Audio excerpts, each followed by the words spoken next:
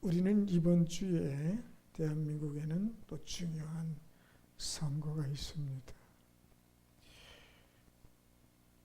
지금까지 우리가 지난번에 그런 말씀을 드렸습니다만 권력의 심리학이라는 책에 왜 우리는 우리 손으로 괴물을 뽑을까 하는 그런 제목이었죠. 아니면 왜 우리가 뽑은 그 사람들은 괴물이 되어 가는가 하는 거죠. 처음부터 괴물일까?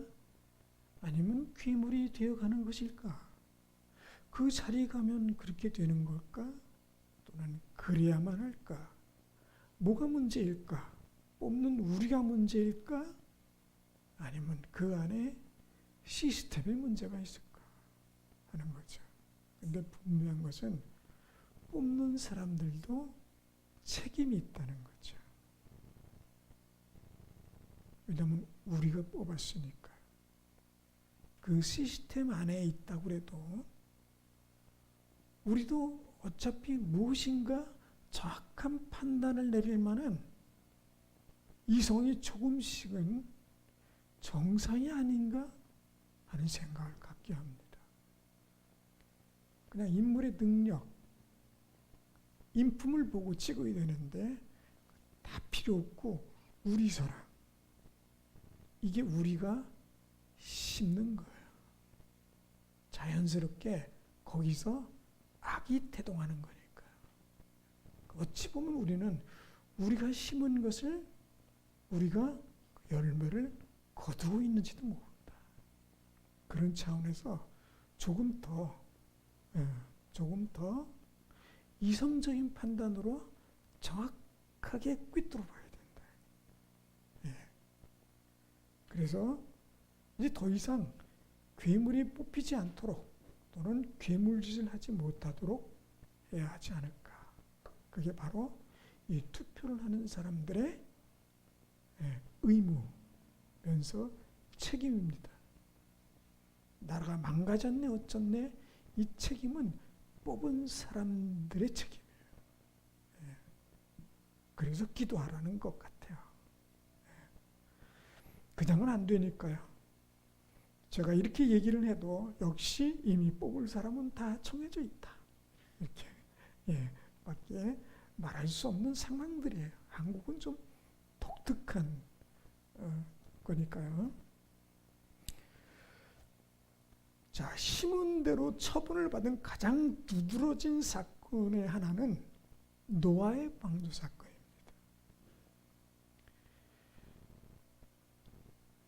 심은 대로 본인들이 그 대가를 치른 거예요. 아주 처절한 대가.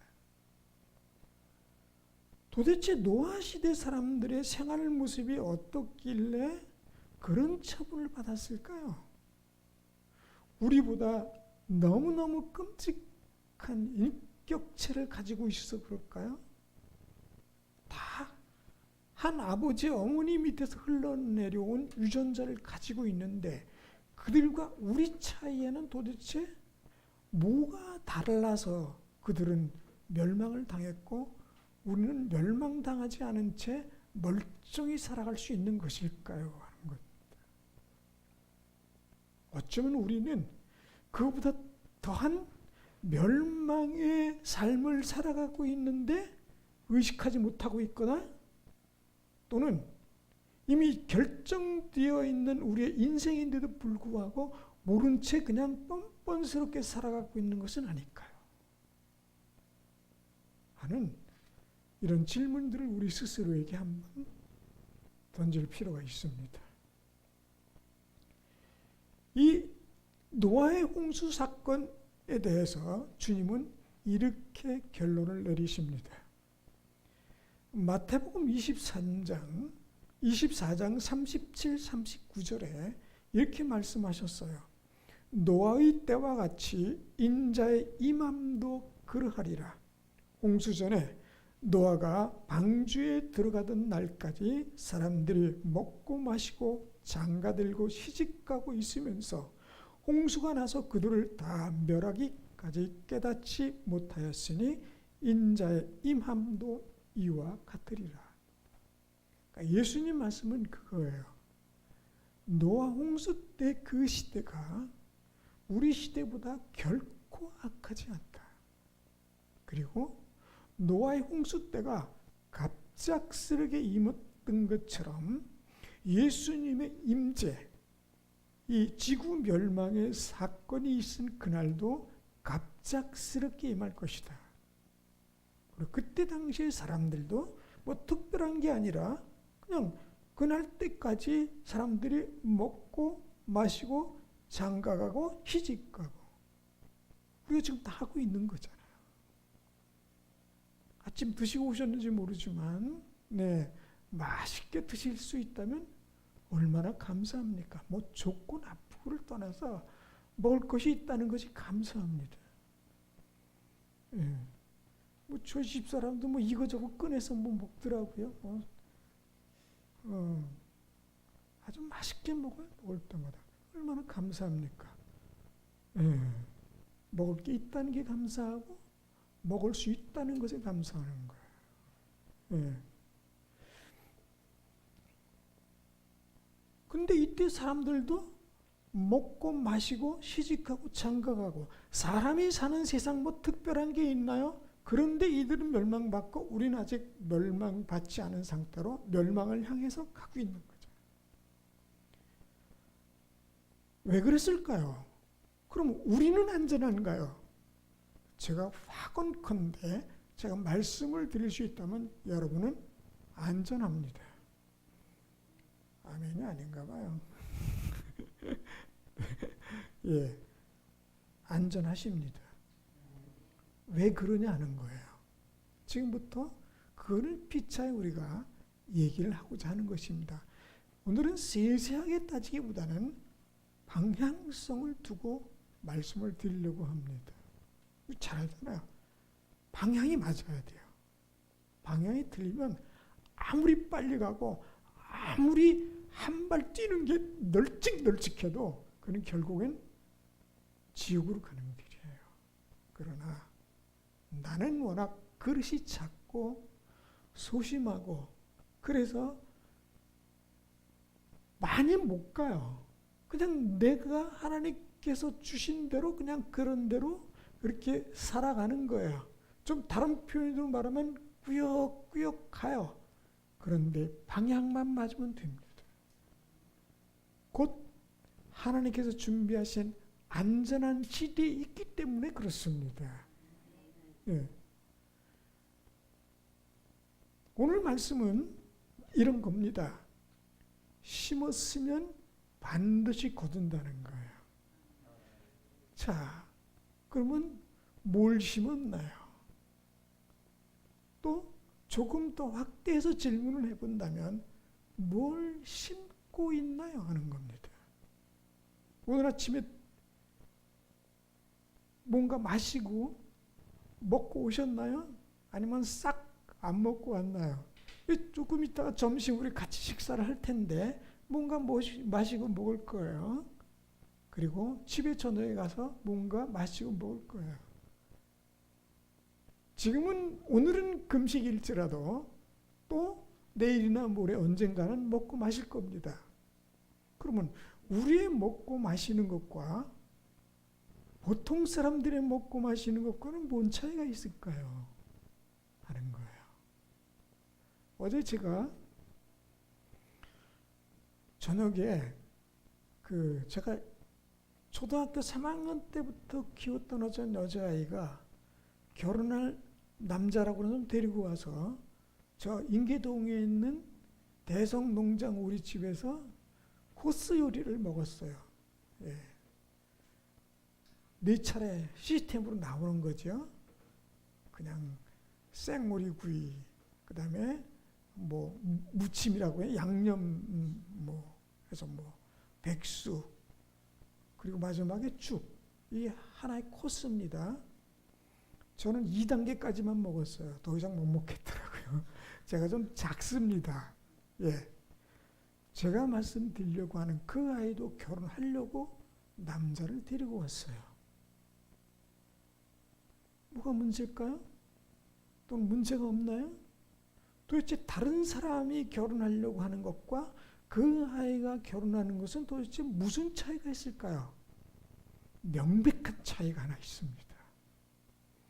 여러분 오늘 아침에 먹고 마신 것하고 그렇지 않은 사람하고 명백한 도저히 가치 놓고 비교할 수 없는 엄청난 차이가 있어요. 그건 뭐냐면 방향성입니다. 무슨 방향성이요? 왜 먹고 마시고 왜 결혼하려고 하는 것인가 하는 것입니다. 이 예수님께서 말씀하신 것은 멸망한 그때까지 그 사람들은 뭣도 모르고 먹고 마시고 시집가고 장가 가면서 그냥 살았어. 근데 갑자기 비가 쏟아져서 싹 멸망한 거다.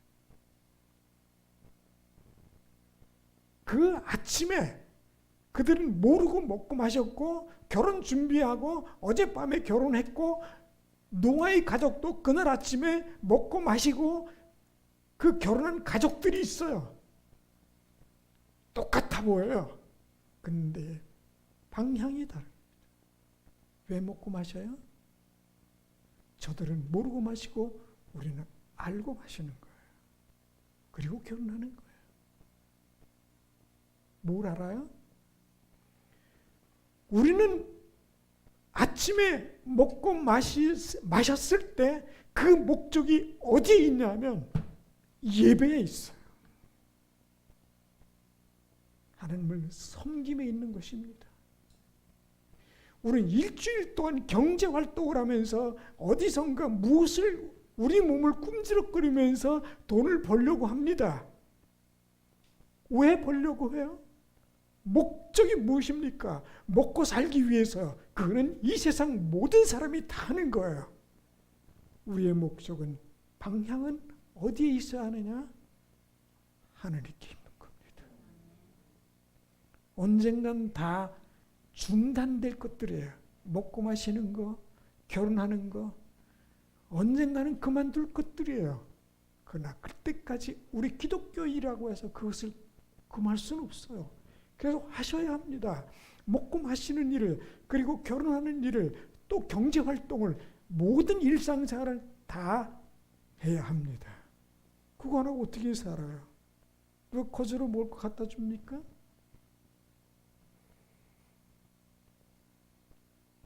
그거는 모든 사람이 다 하는 것이지만 왜 마시는지, 왜 먹는지, 왜 우리가 일상생활을 하는지, 왜 우리가 직업을 가져야 되는지, 경제활동을 해야 되는지 그 방향이 분명히 확고하지 않으면 그거는 안전하지 않다는 겁니다. 지금까지는 그냥 어쩔 수 없이 내게 주어진 운명이니까 그냥 이 더러운 내 인생을 그냥 살아내야 되니까, 버텨내야 되니까 버티는 그런 건 있어서는 안 된다는 거예요.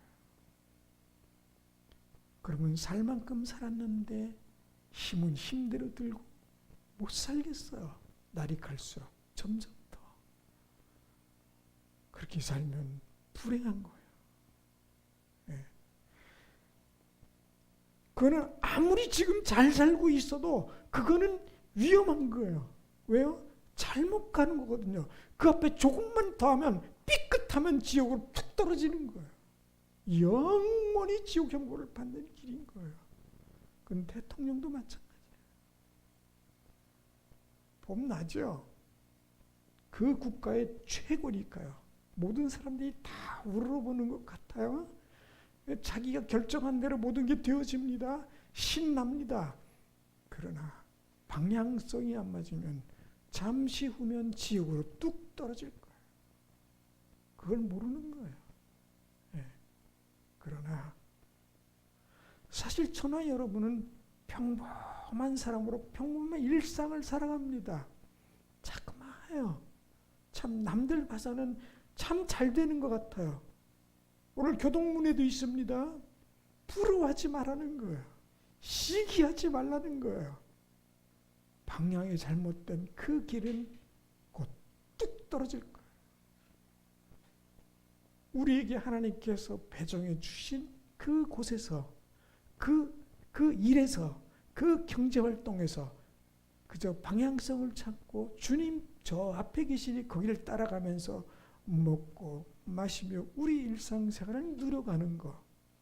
그리고 우리는 우리 할 일을 심고 거두는 것입니다. 매일을 그렇게 하는 거예요. 그러면 분명히 뭔가 우리가 심으면서 살아갑니다. 그 얘기는 뭐냐면 무엇인가를 행동하는 것을 말합니다. 매일매일 그렇게 살아가고 있어요.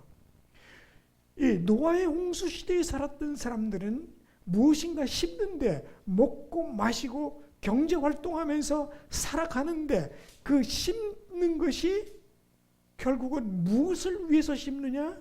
자기를 위해서 심는 거예요. 내가 살아야 되니까 죽을 수 없으니까 먹는 거예요. 입에다가 밀어 넣는 거예요. 맛있게 먹습니다.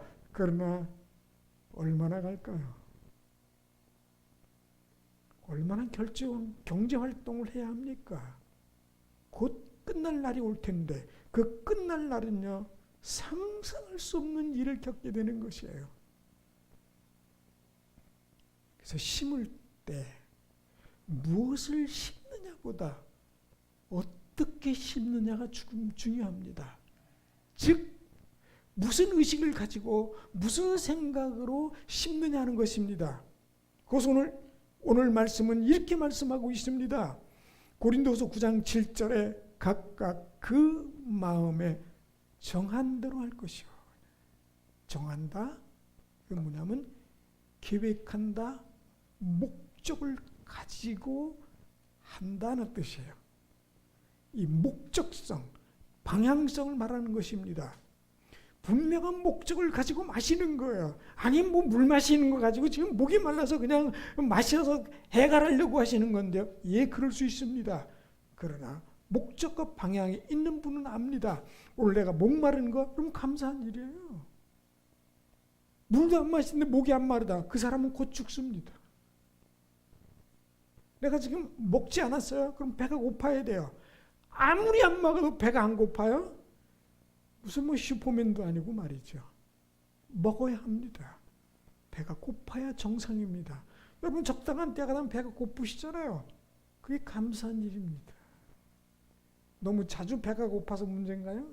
그럼 자주 드세요. 뭐 10번 먹어 못하고 5번 먹어 먹고 10번 먹으면 어떻겠습니까? 예, 다만 살만 조심하면 됩니다. 예.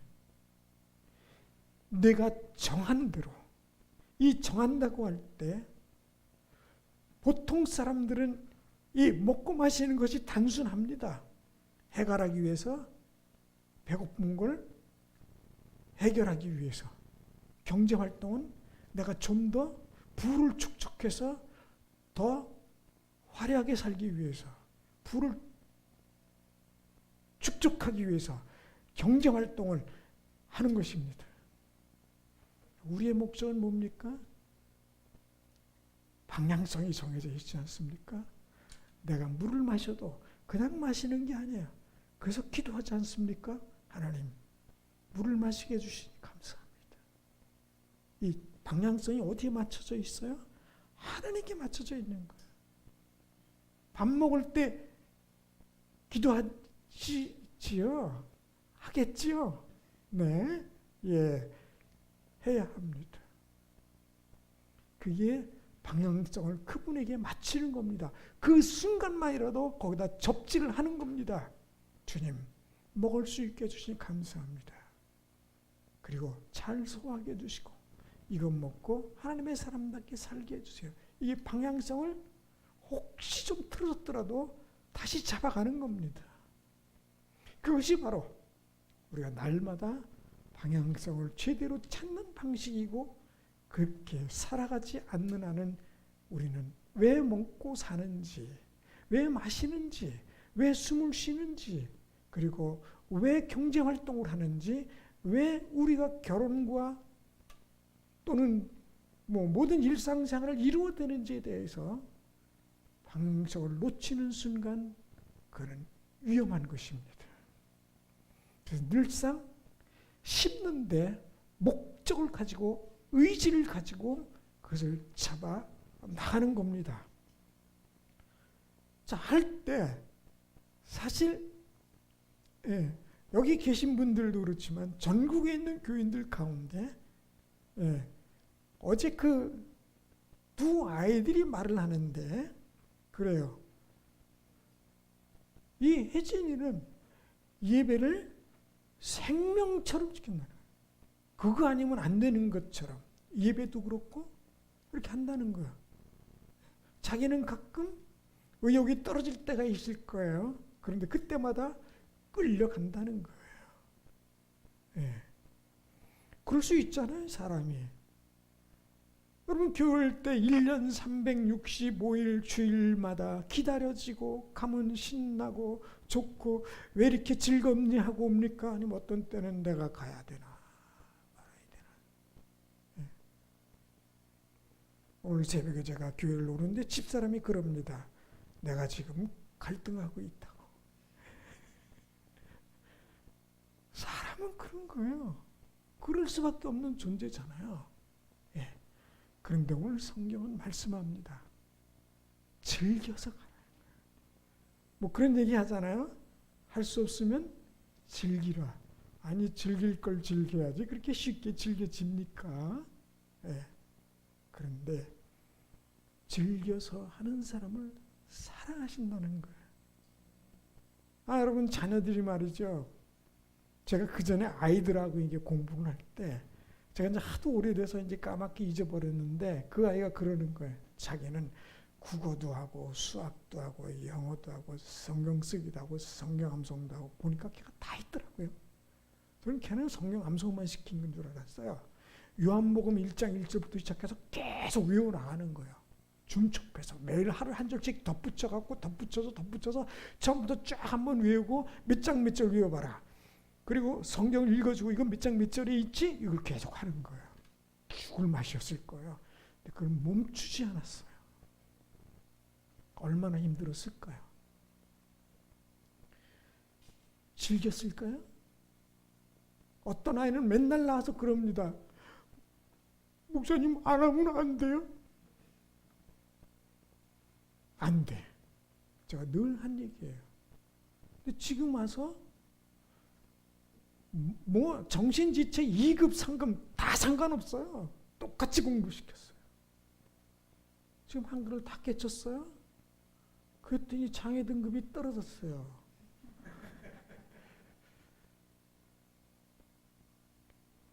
이 즐겨하는 사람만큼 좋은 건 없어요.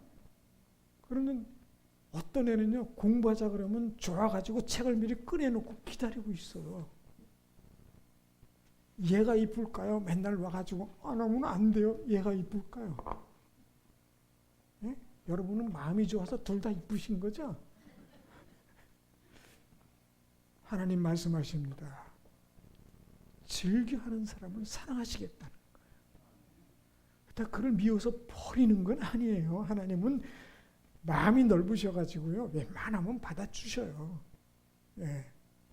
저도 그러는데요. 하나님은 얼마나 마음이 넓으시겠어요. 웬만하면 하나님 받아주십니다. 그렇다고 계속 칭얼대지는 마세요. 그 좋은 거 아닙니다.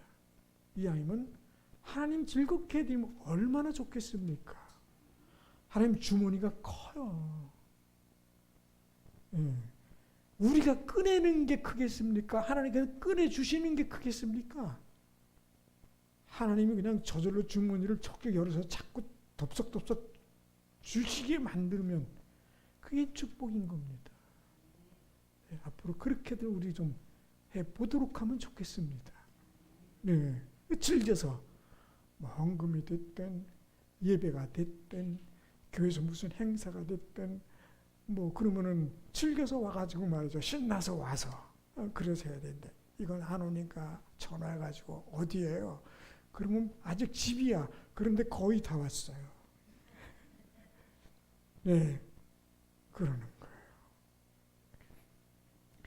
이 하나님이 기뻐하시는 방식은 즐겨하는 자를 사랑하신다. 이게 오늘 말씀인 겁니다. 자, 그런데 이 심고 거둠에 있어서 우리가 반드시 기억할 것이 있습니다. 농부가 지금 다녀보면 거의 논농사에 할 때 논에 모를 심는 일이 거의 끝났더라고 보니까. 저 아랫지방도 그렇고. 근데 그 심을 때 농부가 하는 일은 모판을 준비해서 그 자동기계에 올려놓고 다 심는 거 거기까지. 나머지는요. 자라려면 햇빛과 비가 있어야 되고 산소가 있어야 돼요. 때가 되면 이삭이 자라고 열매가 맺히는 거. 누가 하는 겁니까? 사람이 하는 것 같은데요. 사람이 하는 일이 별것 아니에요. 우리가 지금까지 살아왔고 앞으로 살아갈 일이 내가 해온 것 같고 나만 하면 될 것 같아요. 내가 열심히 하면 뭐나 될 것 같습니까? 천만의 말씀이요. 띠 틀렸어요. 어떻게 합니까? 그분이 개입하셔야 돼요. 아니 다른 말로 말하면 그분이 개입하시도록 해야 돼요. 내가 내 의지로 내 신앙으로 그걸 다 차단하고 막아놓고는 나중에 안 되면 하나님께 따지기는 하는 이런 방식은 좋은 방식은 아닙니다. 그렇다고 하나님께 다 맡기고 하나님 알아서 하고 나는 놀고 다 있다? 그럼 아무것도 되는 것이 없어요. 내가 할 일은 내가 하지만 그 모든 과정에서 완벽하신 그분께서 철저히 개입하실 수 있도록 그분과 끊임없는 소통을 통해서 그분에게 방향성을 맞추고 살아가다 보면 그분이 내가 모르는 사이에 모든 것을 이미 이루어 놓으시고 우리가 할 일은 뭐예요?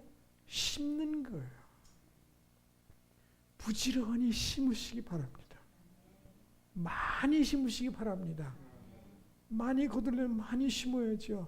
심어놓은 거는 딱 하나 놓고 그 하나 쳐다보면서 저게 몇 개나 들려나 많이 열려봐야 100개입니다. 그래도 한 수십만 개를 심어놓고 기다리면 최소한 30배라도 어마어마하게 되는 겁니다. 부지런히 심으십시다. 그리고 그분께서 나게 하신다는 믿음을 가지고 바라보면 됩니다. 그러니까 우리 할 일을 하되 그분께 그 여지를 남겨드리는 그분께서 역사하실 수 있도록 그리고 기도하면서 기다릴 줄 아는 수고하고 무거운 짐진 자들아 다 내게로 오라 내가 너희를 쉬게 하리라. 너는 아무것도 염려하지 말고 기도와 간구로 하나님께 아뢰라. 그러면 모든 지각에 뛰어난 하나님의 그 역사심이 우리에게 이루어질 것을 믿는 것입니다. 왜요? 약속인 거예요. 약속은 무섭습니다. 우리 인간은 인간의 약속, 이건 우리가 깰 수 있어요. 신실한 사람일수록 그 약속은 어기지 않습니다. 여러분도 약속을 해봤지만 완벽하게 약속을 내가 이룰 수 있다? 사실 쉽지 않아요. 그러나 신실한 사람일수록 그 퍼센트지가 높습니다. 내가 안 되는 거, 못하는 거 있을 때는 어쩔 수 없어요. 하나님은 불가능이 없으시잖아요. 그분이 약속하셨으면 반드시 이루어지는 것입니다. 그리고 그 약속을 붙들고 기도하고 매달리는 거예요. 내가 심어야 할 것을 심어가면서요. 하나도 심지 않고 되기만을 바라는 것은 방향성은 들렸는데 많이만 거두면 그거는 죄악이고 그거는 축복이 아니라 저주가 될 수 있어요. 얼마나 많은 사람들이 돈을 벌기 위해서 무단히 애를 씁니까? 그러나 방향성이 잘못된 사람들의 부가 어떻게 사용되고 어떻게 유지되고 있는지 우리는 역사적으로 뻔히 보고 있잖아요.